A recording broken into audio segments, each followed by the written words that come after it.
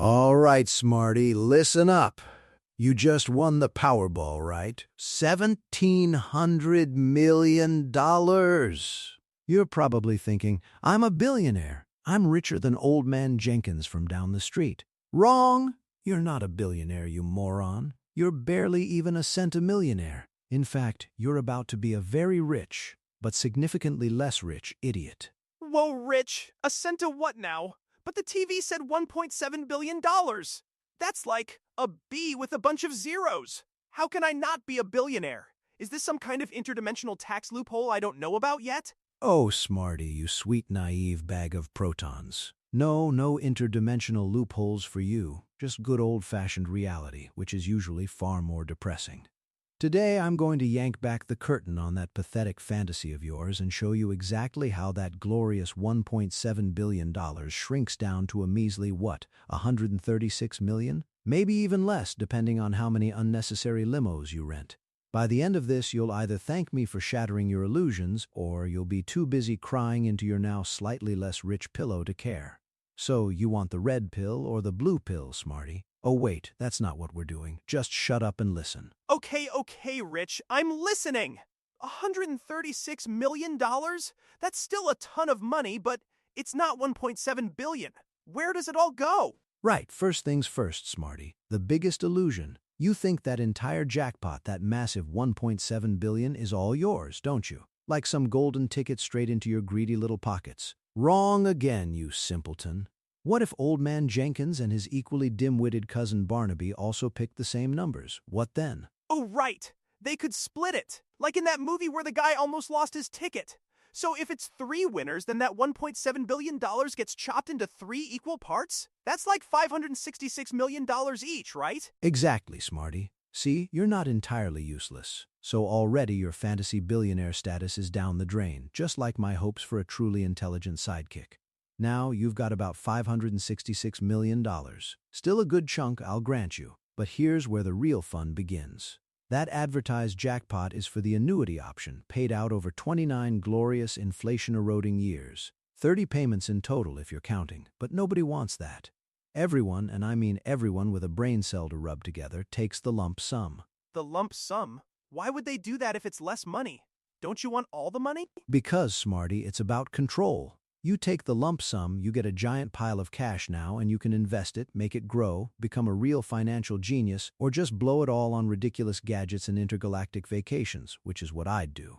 But the point is, you're in charge. The Powerball Corporation, however, still has to make a profit. So, if the full $1.7 billion lump sum for a single winner is around $781 million, divide that by 3 for our hypothetical 3 winners, and suddenly your $566 million turns into a cozy $260.4 million. Poof! Almost $300 million just evaporated.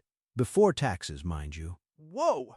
So, just choosing how I want to get paid costs me hundreds of millions? That's insane! I thought the big advertised number was what I actually got. Of course you did, Smarty. That's what they want you to think. It's all part of the grand illusion. Now, let's talk about the real parasite. Not the one living in my stomach, but the one living in your wallet, Uncle Sam. You didn't think he'd let you run off with $250 million without taking his cut, did you? Taxes. Oh no, I forgot about taxes. How much do they take? Like, a little bit, right? Maybe 10%? 10%? Oh, Smarty, you make me want to invent a reverse evolution ray. You just won a massive lottery. You are instantly launched into the highest federal tax bracket, which, for a prize this size, is a whopping 37%. It's practically highway robbery, but it's legal highway robbery. So that $260.4 million? Say goodbye to a massive chunk of it. After the federal government is done with you, you're looking at about $164 million. Still a lot, but considerably less impressive, wouldn't you say?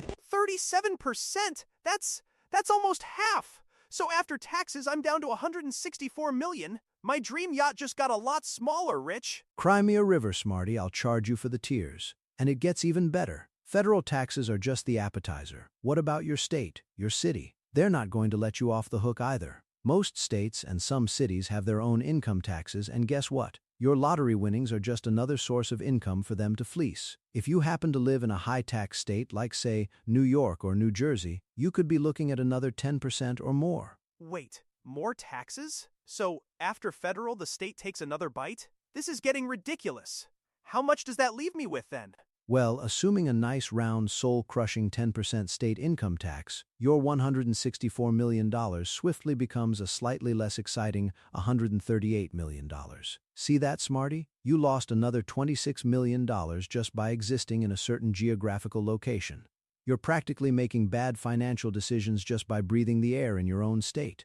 Now, are you starting to grasp the genius of my tax evasion techniques across the multiverse? I mean, I get that I'm not a billionaire, but still, $138 million is enough for like a really nice house and a couple of fancy cars, right? Oh, Smarty, you crack me up. Of course it's enough for a house. But here's the thing. Being rich is a full-time job, and it costs money to be rich. You think you can just waltz in, claim your $138 million, and suddenly become a financial wizard? Please. You need lawyers, you need accountants, you need financial advisors to set up trusts, manage your newfound wealth, protect you from every scam artist and frankly from yourself. People who just won huge sums of money are targets, Smarty. Big, juicy targets. So I have to pay more money just to keep the money I just won? That sounds like a rigged game. Welcome to reality, Smarty. It's always rigged. Expert legal and financial advice can run you anywhere from $150,000 to $200,000 just to get everything sorted in the first year. Setting up trusts, drafting wills, dealing with the lottery officials, it's a minefield, a bureaucratic nightmare. So say goodbye to another couple $100,000. Your $138 million now sits at about $137.8 million. A small drop, you think? It's the principle, Smarty, the relentless chipping away. $200,000 for lawyers?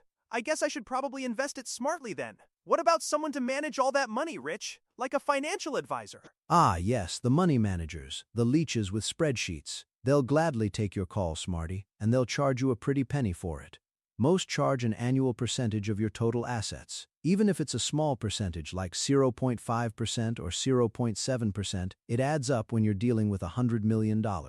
And then there are the fees for the investments themselves, private equity, hedge funds, all the fancy stuff. That can be another 0.7%. So you're looking at a grand total of about 1.2% in investment expenses in the first year alone. On $100 million of your winnings, that's another $1.2 million down the drain, Smarty. Just like that. $1,200,000 just for someone to manage it? My $137.8 million is now, what, $136.6 million?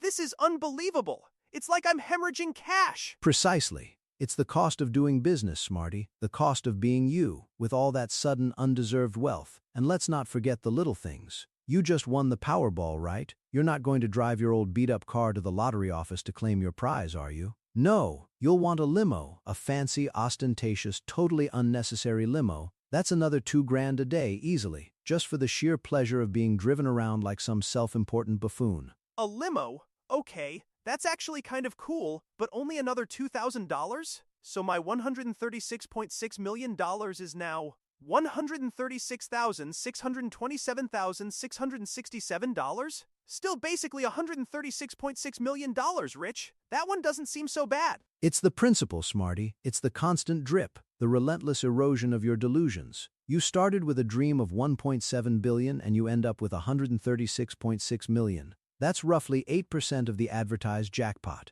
8%. You're not a billionaire, you're not even close to being a multi-billionaire like that idiotic Jenkins with his space ventures. You're a centimillionaire, a mere $100 million plus pleb with a slightly bigger bank account than the other plebs. The biggest surprise, Smarty, is how few people actually understand this. They see that headline number and their brains just short-circuit with dollar signs. Wow. So from $1.7 billion down to $136.6 million?